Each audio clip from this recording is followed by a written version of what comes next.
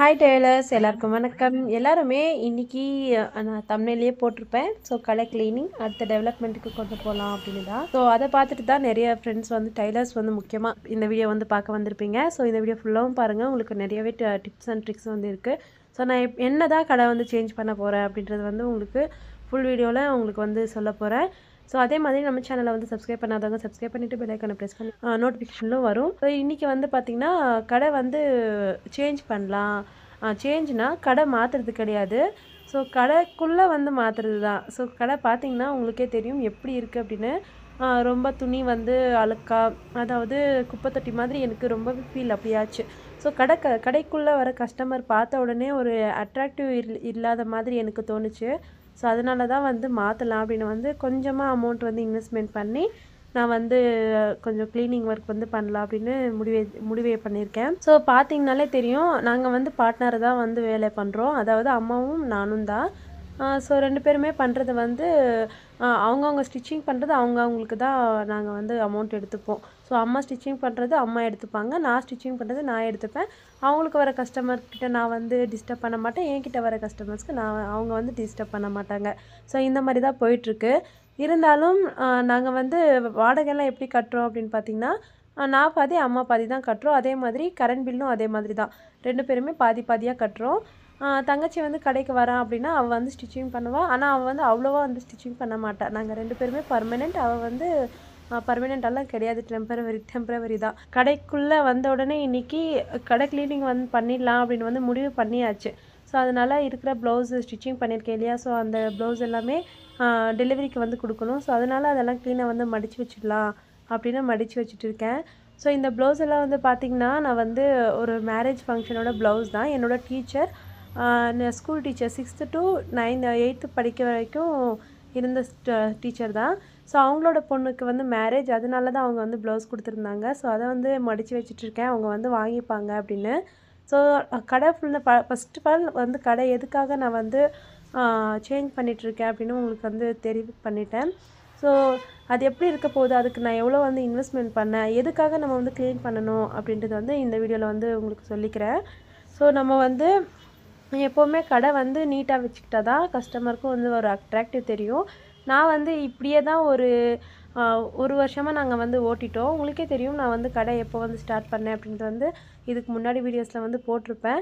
So நாங்கள் வந்து ஜூனில் தான் கடை வந்து ஓப்பன் பண்ணோம். 2023 ஜூனில் வந்து ஓப்பன் பண்ணோம். இப்போ வந்து எதுக்காக இந்த மாற்றம் அப்படின்னு பார்த்தீங்கன்னா, இப்போ வரைக்கும் கிட்டத்தட்ட 1.5 வருஷமாக நாங்கள் இருந்த கடையிலே இப்போ எப்படி இருக்கோ அதே மாதிரி தான் இருக்கும். ஆனால் அப்பப்போ வந்து துணிகளை வந்து க்ளீன் பண்ணி வச்சுப்போம். க்ளீனாக வந்து வந்த உடனே கடையெல்லாம் க்ளீன் பண்ணிவிட்டு அதே மாதிரி துணிகள் வந்து எல்லா துணியும் எடுத்து க்ளீன் பண்ணுவோம். ஸோ இந்த மாதிரி இருக்கிற டைமில் நான் வந்து யோசித்தேன், வரவங்க எல்லாமே வந்து சொல்லுவாங்க, என்ன இப்படி வச்சுருக்கிறீங்க. ஏன்னா நிறைய நல்லா தெரிஞ்சவங்க தான் அப்படி வந்து சொல்லுவாங்க. தெரியாதவங்கெல்லாம் வந்து அப்படியெல்லாம் குறைகள் வந்து சொல்ல மாட்டாங்க. அதனால் எனக்கே வந்து ஒரு மாதிரியாக ஆயிடுச்சு. ஸோ அதனால் எவ்வளோ ஆகும் இன்வெஸ்ட்மெண்ட்டுக்கு அப்படின்னு கணக்கு போட்டு க்ளீன் பண்ண ஸ்டார்ட் பண்ணிட்டோம். ஸோ பெயிண்ட்டுக்கு வந்து பார்த்திங்கன்னா ₹1000 ஆச்சு. புதுசாக ப்ரெஷ்ஷு இதெல்லாமே வாங்குறதுக்கு வந்து ₹300 ஆச்சு. 1300 ஆச்சு.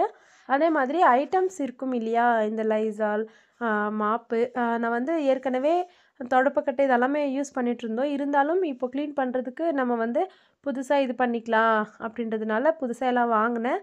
ஸோ அதுக்கெல்லாமே வந்து பார்த்திங்கன்னா ₹800 என்னமோ ஆச்சு, சம்திங் இருக்கும். நான் எல்லாமே நோட் பண்ணி வச்சுருக்கேன். ஏன்னா பிஸ்னஸ் வந்து அடுத்த லெவலுக்கு கொண்டு போகலாம் அப்படின்றதுக்காக நான் வந்து இன்வெஸ்ட்மெண்ட் பண்ண ஒரு விஷயம் தான். அம்மாவும் வந்து இதில் இழுத்துக்கல. ஏன்னா வாடகை மட்டும்தான் 2 பேருமே சேர்ந்து நாங்கள் வந்து பண்ணிகிட்ருக்கோம். ஆனால் க்ளீனிங் ஒர்க் வந்து என்னோடய ஒப்பீனியன் தான். இப்போ வந்து கொஞ்ச நேரம் வந்து கையில் பிடிச்சி நான் வந்து வீடியோ எடுக்கிறதுக்காகவே அம்மா வந்து ரொம்பவே திட்டிட்டாங்க. ஏன்னா வந்து ட்ரைபாட் தான் இருக்குல்ல, அதை வந்து யூஸ் பண்ணிக்கலாம்ல, இப்போ வந்து க்ளீனிங் ஒர்க் பண்ணலாமா அப்படின்னு வந்து திட்டிட்டு இருந்தாங்க. சரி, இருந்தாலும் வந்து இதெல்லாமே வீடியோ எடுத்து போடணுமா அப்படின்னு வந்து தங்கச்சி ஒரு சைடு. ஸோ நிறைய பெண்களுக்கு கொஞ்சம் யூஸ்ஃபுல்லாக இருக்கும் இல்லையா, எவ்வளோ இன்வெஸ்ட்மெண்ட் பண்ணேன், அது எதுக்காக பண்ணுறேன் அப்படின்றது எல்லாமே. ஸோ அதனால தான் இந்த வீடியோ வந்து மேக் பண்ணதே. இது வந்து நான் ஜனவரி முன்னாடியே வந்து எடுத்துட்டோம். ஸோ ஜனவரிலேயே நான் வந்து இந்த க்ளீனிங் ஒர்க்கெல்லாம் முடிஞ்சிடுச்சு. ஸோ ஜனவரி 1 அன்னைக்கு பாதி க்ளீனிங் வந்து முடிஞ்சிருந்துச்சு. ஆனால் வீடியோ எடுத்து வச்சு ரொம்ப நாள் ஆச்சு இல்லையா? ஒரு 1 மந்த்தே ஆயிடுச்சு. ஸோ வீடியோ போஸ்ட் பண்ணுறதுக்குள்ள. ஸோ நெக்ஸ்ட் லெவல் வந்து நீங்கள் எடுத்து வைக்கணும் அப்படின்னா தாராளமாக எடுத்து வைங்க. ஆனால் அதுக்கான இன்வெஸ்ட்மெண்ட் நீங்கள் வந்து கண்டிப்பாக பண்ணியே ஆகணும். தயவு செஞ்சு யார்கிட்டேயும் நீங்கள் வந்து கையேந்தி நிற்க வேண்டாம். ஏன்னா என்னோட ஒப்பீனியன் அதுதான். நம்ம அம்மா இருந்தாலும் ஓகே தான். நான் வந்து என்ன சொல்லிக்க விரும்புகிறேன் அப்படின்னா, அம்மா இருந்தாலும் ஓரளவுக்கு மட்டும்தான். ஹஸ்பண்டாக இருந்தாலும் சரி, ஹஸ்பண்ட் கூட அப்படி தான். நம்ம வந்து இன்வெஸ்ட்மெண்ட் பண்ணுறேன், நம்ம சொல்கிற ஐடியாஸ் எல்லாமே அவங்க கேட்டுட்டு, நம்ம பிஸ்னஸ் பண்ணுற ஐடியாஸ் இருக்கும் இல்லையா? ஸோ அதெல்லாமே அவங்க வந்து கேட்டுட்டு, அதுக்கப்புறமா அவங்க வந்து ஓகே பண்ணு அப்படின்னு சொல்லுவாங்க. ஆனால் பண்ணதுக்கப்புறமா நான் தானே கொடுத்தேன், நான் தானே கொடுத்தேன் அப்படின்னு வந்து பேசுவாங்க. ஸோ அதனால் என்னோட ஒப்பீனியன் வந்து இதுதான். ஹஸ்பண்டும் சொன்னாங்க, நான் வந்து என்னோட பிஎஃப் அமௌண்ட் வந்து இருக்குது. ஸோ அதை வந்து நான் உனக்கு கொடுக்குறேன், நீ வந்து பண்ணு அப்படின்னு சொன்னாங்க. இருந்தாலும் நான் வந்து என்ன சொன்னேன் அப்படின்னா, கடையெல்லாம் க்ளீனிங் வந்து முடியட்டும்.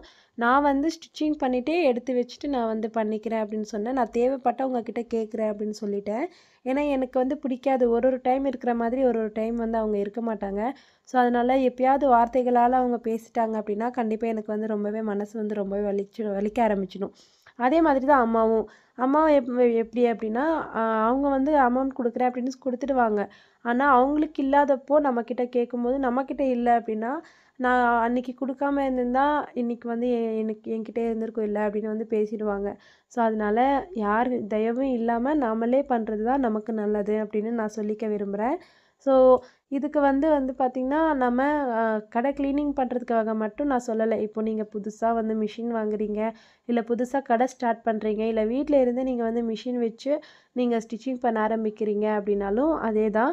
இல்லை உங்களுக்கு வந்து உங்கள் ஹஸ்பண்டோ, இல்லை மாமியாரோ, மாமனாரோ, இல்லை அத்தை, மாமா, இல்லைன்னா அம்மா, அப்பா யாராச்சும் வந்து அமௌண்ட் கொடுக்குறாங்க அப்படின்னா, தயவு செஞ்சு ஓசியில் மட்டும் வாங்காதீங்க. நான் தைச்சிட்டு மறுபடியும் உங்களுக்கு கொடுத்துட்றேன் அப்படின்னு வந்து வாங்கிக்கோங்க. என்னோட ஒப்பீனியன் ஒரே ஒரு விஷயம் மட்டும் இது மட்டும்தான். ஸோ நிறைய பேர் நினைக்கலாம், என்னங்க இப்படி சொல்கிறீங்க? நாங்கள்லாம் எனக்கெல்லாம் ஹெல்ப் பண்ணதே என்னோடய அம்மா தான், என்னோடய ஹஸ்பண்ட் தான் எனக்கு முழுக்க ஹெல்ப் பண்ணாங்க அப்படின்னு. கண்டிப்பாக ஹெல்ப் பண்ணுவாங்க. ஆனால் நம்ம அதில் வந்து தோத்துட்டோம் அப்படின்னா, கண்டிப்பாக உங்களுக்கு ரொம்ப வலிக்க ஆரம்பிச்சிடும். ச்சே, நாம தானே அமௌண்ட் கொடுத்தோம், இவ வந்து இந்த மாதிரி லாஸ் ஆயிடுச்சுன்னு சொல்கிறாளே அப்படின்னு. நீங்கள் கேட்கலாம், டைலரிங்கில் வந்து எதுக்காக லாஸ் ஆகும் அப்படின்னு. டைலரிங் ஒர்க்கில் லாஸ் ஆகுறதும் சக்ஸஸ் ஆகுறதும் நம்ம கையில் தான் இருக்குது. நமக்கு எப்பயாவது வந்து ஸ்டிச்சிங் பண்ண முடியல அப்படின்னா, கஸ்டமர் வந்து வேறு ஒரு டெய்லரை வந்து தேடிட்டு போயிடுவாங்க. ஸோ நம்மளே கதி அப்படின்னு இருக்க மாட்டாங்க. ஸோ அதனால தான் நான் வந்து சொல்கிறேன், நம்மளால் ஸ்டிச்சிங் பண்ண முடிஞ்சால் மட்டும்தான் அதில் வந்து சக்ஸஸ்ஃபுல் நடக்க முடியும். ஸோ நெக்ஸ்ட் வீடியோஸில் நான் கண்டிப்பாக எப்படி நம்ம வந்து சோம்பேறித்தனமே இல்லாமல் ஸ்டிச்சிங் பண்ணலாம், சுறுசுறுப்பாக எப்படி நம்ம வந்து நம்மளோட மனசை தைரியப்படுத்திக்கலாம் அப்படின்னு வந்து கண்டிப்பாக நெக்ஸ்ட் வீடியோவில் அப்லோட் பண்ணுறேன். நானும் முதல்லலாம் ரொம்ப சோம்பேறித்தனமாக தான் இருந்தேன். எப்படின்னா வந்து கடைக்கு வருவேன், அப்புறமா வந்து ஸ்டிச்சிங் பண்ணாமல் ரொம்ப அரட்டை அடிச்சுட்டு, இல்லைன்னா மொபைல் பார்த்துட்டு இப்படியே தான் இருப்பேன். அப்புறமா ஏதோ ஒரு ப்ளவுஸ் 2 ப்ளவுஸ் இப்படி ஸ்டிச் பண்ணிவிட்டு வீட்டுக்கு வந்து கிளம்பிடுவேன். ஆனால் அதுக்கு என்ன காரணம் அப்படின்னு ஃபஸ்ட்டு கண்டுபிடிக்கணும். ஃபஸ்ட்டு வந்து மொபைலு, அதே மாதிரி யார் வந்தாலும் என்ன, நம்ம வந்து ஸ்டிச்சிங் பண்ணிகிட்டே பேசலாமே அப்படின்னு இருக்கணும்.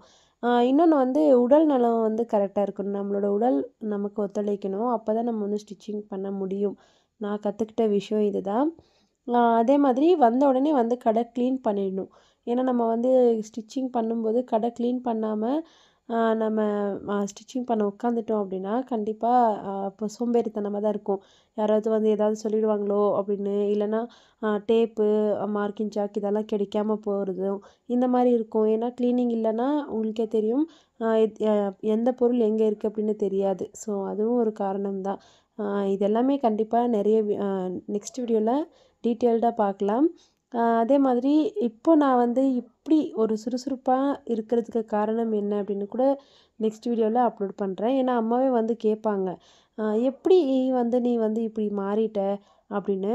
ஏன்னா நான் வந்து எவ்வளோ வேலைகள் தெரியுமா? நான் வந்து கண்டிப்பாக டைம் மேனேஜ்மெண்ட்டாக வீடியோ வந்து போடணும் அப்படின்னு நினைக்கிறேன். ஆனால் வந்து அது போடவே முடியல. கண்டிப்பாக நான் வந்து வீட்டில் எப்படி வேலை செய்கிறேன், அதே மாதிரி கடையில் வந்து எப்படி வந்து வேலை செய்கிறேன், எவ்வளோ நேரம் வந்து வேலை செய்கிறேன், டைமிங்கோடு நான் வந்து உங்களுக்கு ஷேர் பண்ணுறேன். கண்டிப்பாக அது பார்க்கும்போது உங்களுக்கே வந்து தோணும், கரெக்டாக எப்படி வந்து இதெல்லாம் பண்ணுறாங்க அப்படின்னு. கண்டிப்பாக அது வந்து வீடியோஸில் வந்து வரும்.